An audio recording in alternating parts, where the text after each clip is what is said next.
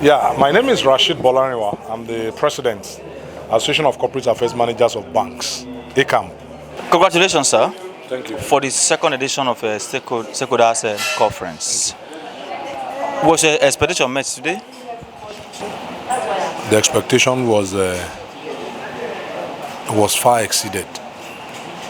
It exceeded our expectation. We had a full hall, you know, more than what we experienced during the first edition, and that shows the confidence that stakeholders have in us, in ACAMB, that we are getting it right. And you heard it from both the elders of the association and even the guest speakers and the rest. You heard it from the registrar of the CIBN and the CEO.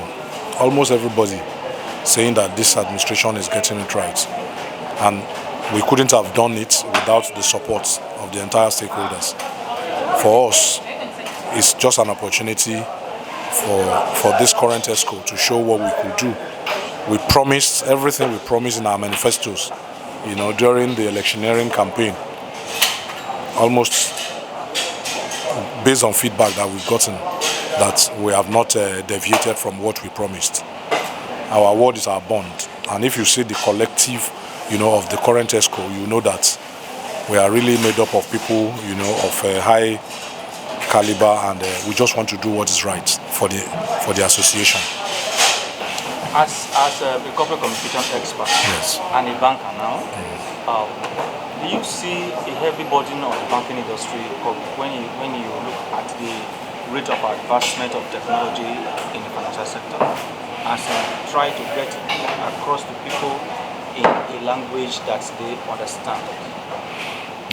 Heavy burden. I won't say is a heavy burden because prior to now, the Nigerian banking industry and all the advancement and the sophistication that has come in this industry has been made possible by the players.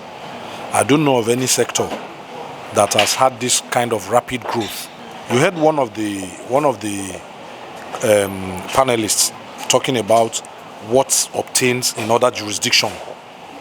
It's only in Nigeria you see the level of sophistication that even banks in Western world, they still run on old technology. So the banks are very, very strong in the area of there's no technology that comes into the financial sector that gets introduced globally that the Nigerian banks don't. So I don't see it as a burden, but that expectation, the banks will continue to fine-tune, upskill and upgrade their processes and everything to meet up with the expectation of our consumers. That is a pledge that the Bankers Committee and the entire banking sector have pledged, and they continue to do individually and collectively, as banks, as DMBs, then as a sector. It is not a heavy burden. It's not a heavy burden. You see the level of profitability that the banks declare almost on an annual basis, and the kind of investment that goes into, upgrading their platforms and everything, bringing in quality talent and the rest. It is still the banking sector that still attracts talent into the sector. So it's not meeting the expectation of the general public. It's not too heavy for the banks to bear. Sir, I want to go a little bit personal. Okay. ACAMB is actually doing great. Thank you. And that can be attributed directly to your leadership, policies, and personality. Thank you. How do you move everybody along? It is just been when you are a leader and people see how transparent and how selfless you are. This position, we are not being paid any salary. We don't take any allowance, whether we hold a meeting or whatever. So it's a service to a sector that we belong to. If we say we are communication professionals and we have an association and we offer ourselves, into the leadership position, the best we can do is to be transparent and have people that share the same vision. Almost every member of the committee of the ESCO, we share almost the same vision, that we want to give our best to the association, and that's what we're trying to do. There's no magic there. Everybody is a leader in their own rights. It just happened that somebody will have to be a president. We have a general secretary, we have a first vice president. We are working together. We hold our meetings both virtual and in person, and we run the association. And the support has been immense, from members and for us. We really appreciate that. We can't take it for granted. You saw our former presidents. There's no events that we hold that they are not always there, because they know that we are doing what is right, and we are very transparent about it. You saw the last administration. After 4 years, the account was audited. The result of the account was made available in the secretariat.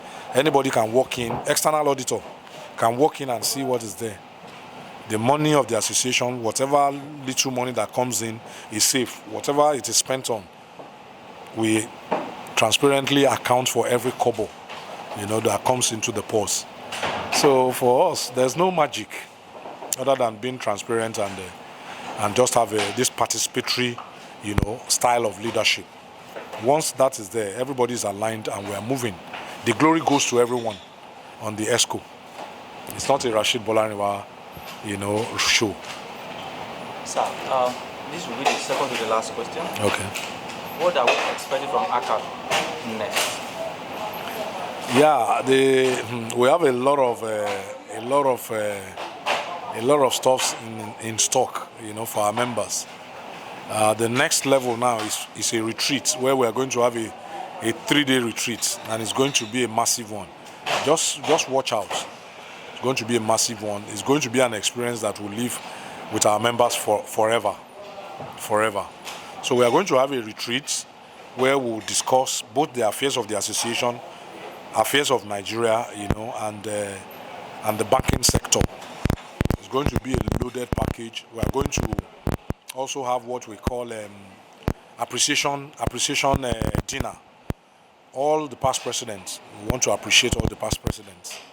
They've done so well, establishing ACAMB since 1996 and keeping it up till this moment. When some of us came on board, and also, as God will have it, our members said we should lead this association. It's a great honor, to have been saddled with this responsibility, and it's one we hold very, very, very dear, and we want to be responsible about it. And we will deliver. We will deliver on everything that we promise in our manifesto. By November, December, our tenure will come to an end. That's the first term. If many of our members still on the ESCO are interested, to recontest, we'll go to the polls and see what happens. If not, others can come in and carry on the flag. We understand. Lastly, what will you say to upcoming marketing communication young ones that come into the industry? What advice will you give to them to enable them grow in the industry? They need to be patient, they need to read more, and have role models who can be their guiding lights, and be hardworking and diligent.